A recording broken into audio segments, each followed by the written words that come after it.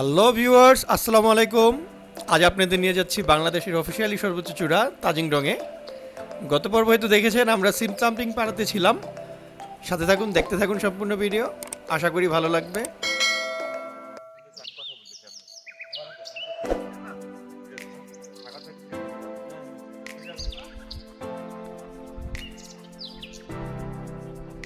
আমরা এখন তাজিং ডংয়ের উদ্দেশ্যে রওনা হচ্ছি।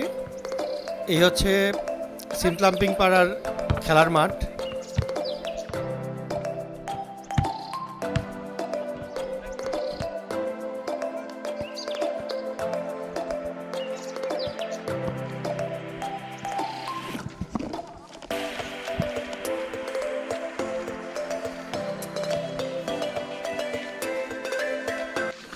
শিরন ভাই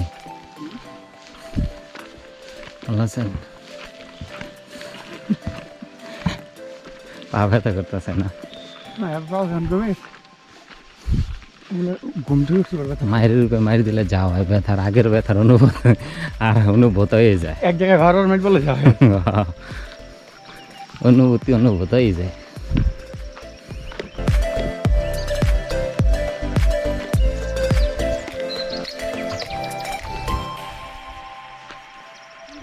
সোজা সোজা খালি যাইতে থাকেন, রাস্তা একটাই।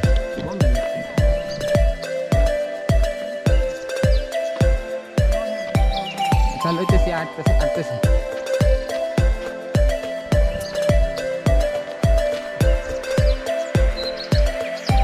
আল্লাহ পিছনেতে উঠতে গেছে।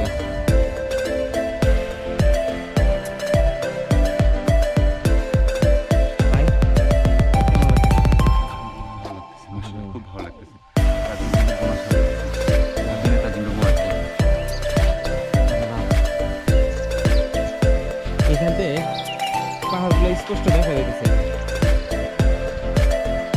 এখানে সবগুলো পাহাড়গুলো। হ্যাঁ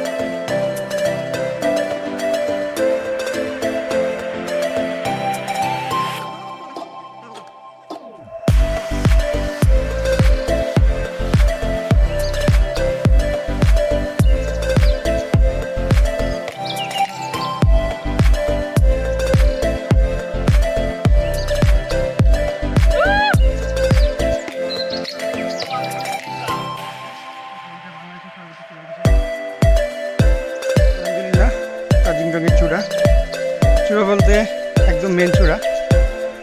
বাট আলহামদুলিল্লাহ আপনাদের নিয়ে আসতে পারছি তাজিং ডংয়ের যে মেন চূড়া, সর্বোচ্চ চূড়া ওইটাতে। আসলে এটা বাংলাদেশের সর্বোচ্চ চূড়া অফিসিয়ালি, এই সেই চূড়া।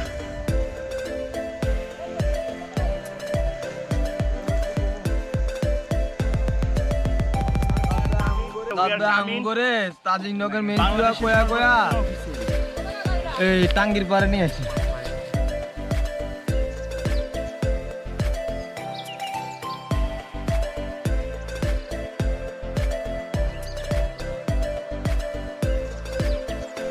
হচ্ছে চূড়া, অস্থির একটা ভিউ। আসলে এখন বাজে সকাল 8টা 7। আমাদের পাড়া থেকে 30 মিনিট লাগছে মেবি। 30 মিনিটের মধ্যে আমরা চলে আসছি। ওইটা ছিল গত বছর, ওইটা ছিল মেন চূড়া। আসলে অন্যান্য ব্লগার ওই চূড়াতেই আসলে আসছে, এটাতে কয়জন আসছে জানি না। গাইডে নিয়ে আসে তো, গাইডে বললে তো এইভাবে নিয়ে আসে, আবার হিসেবে জাজ করতে পারে না সবাই।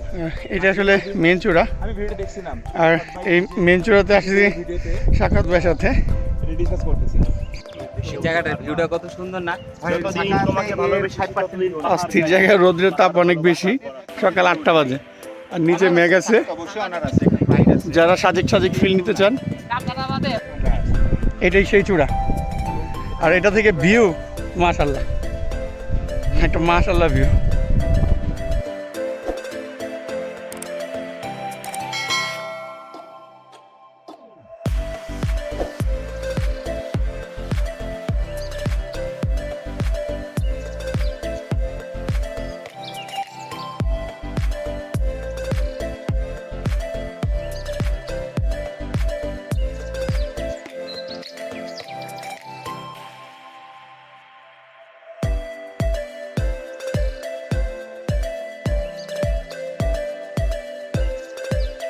মূলত হচ্ছে গিয়ে এটারে ফ্ল্যাগশিপ বলে, মানে মাঝখানে একটা যেটা, হ্যাঁ মাঝখানে একটা, ওইখানে একটা ইয়া ছিল মানে টহল বাহিনীর, যে ব্রিটিশ মানে ব্রিটিশ আমলে কি বিশ্বযুদ্ধ বা এরকম সময় কম বেশি, তো ওইখানে টহল বাহিনী ছিল। ওইখান থেকে চারো সাইডের ভিউটা অনেক সুন্দর করে পাওয়া যায়। আচ্ছা বুঝছেন, এইখান থেকেও বেশি সুন্দর ওইখানটায় পাওয়া যায়। এখন আবার মনে হইতেছে এইখান থেকে পাওয়া যেতেছে, কারণ এই গাছগুলা কেটে দিলে ওইখান থেকে সম্ভবত আসলে কি এখানে গাছ থাকার কারণে একটু ছায়া পায়, দেখতে পাচ্ছেন আরাম করে, কিন্তু ওইখানে আমার ওইখানে কোনো গাছ নাই তো, বড় কোনো গাছ, যে কারণে চারো সাইডের ভিউটা অনেক সুন্দর করে পাওয়া যায়। তো ওইখানে একটা মানে ক্যাম্পের মতন ছিল। আচ্ছা টহল দিত ওইখানে ব্রিটিশ আমলের ইয়াদের হ্যাঁ সৈন্যদের। আচ্ছা তো সেই সুবাদে ওই জায়গাটাই সবাই মার্ক করে ওইটারই সরকারি ভাবে ইয়া করা হয়েছে, উঁচু বাইবা করা হয়েছে আর কি। যদি ওইটা আসা যাওয়া ছিল, রাস্তা ছিল, এগুলা রাস্তা ছিল না। এখনো কি এটা কোনো ইয়া হইছে, স্বীকৃতি দিছে যে এইটা পয়েন্ট না ওইটা পয়েন্ট, নাকি এখনো ওইটাকে পয়েন্ট হিসেবে? ওইটারই পয়েন্ট হিসেবে ধরে, কিন্তু অফিশিয়াল ভাবে এটাই লিখা, কিন্তু এটাই চিটাং ইউনিভার্সিটির তিনটা পাহাড়, তাজিং ডং, তিনটার মধ্যে যেটা হয় সেটাই তো পাহাড় একটাই। ওই এরা বলে যে তাজিং ডং, বাট এটা চিটাং ইউনিভার্সিটির একজন ভূতত্ত্ববিদের প্রফেসর, উনি আইসা একজন ফরেনার নিয়ে আসছিল, উনি আবার সবগুলা পাহাড় মাপছে।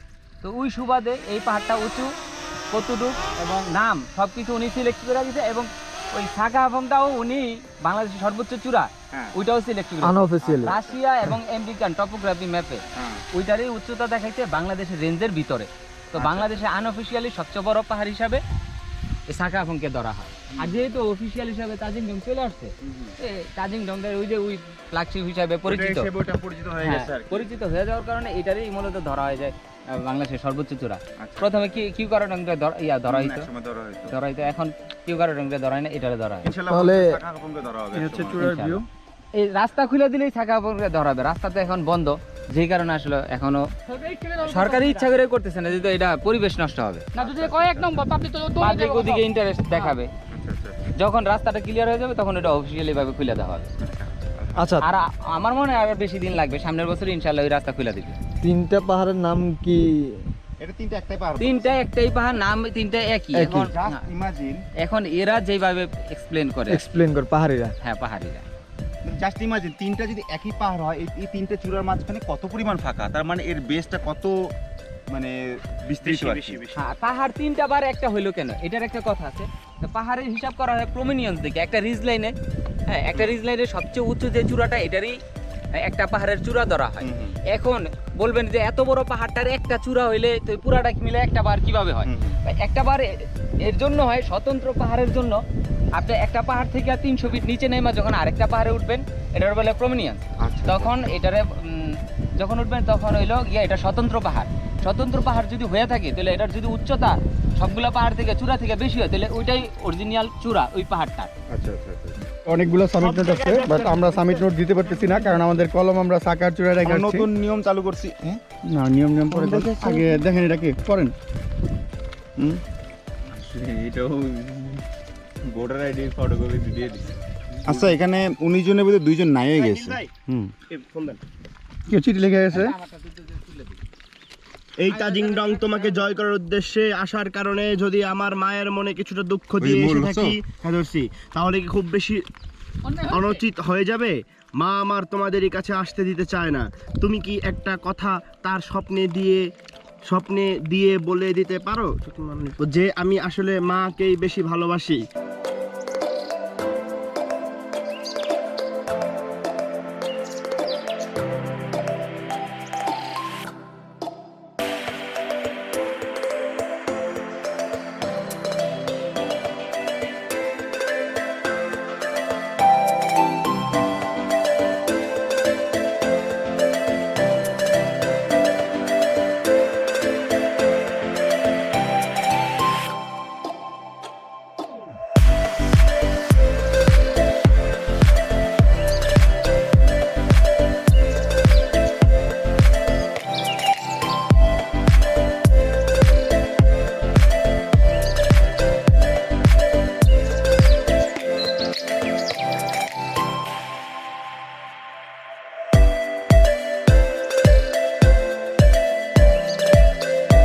আশা ছিল যাব মদিনায়,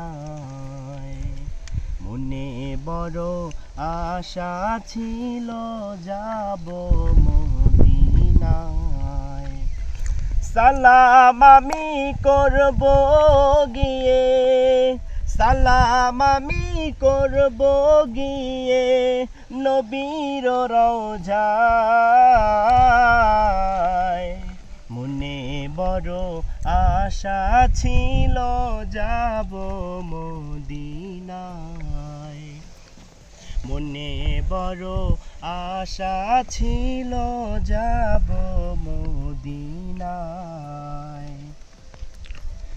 আরব সাগর পাহাড়ি দেব নেই কয় আমার তোরি, পাখি নয় যে উড়ে যাব ডানাতে ভর করি। আরব সাগর পাহাড়ি দেব নেই কয় আমার তোরি।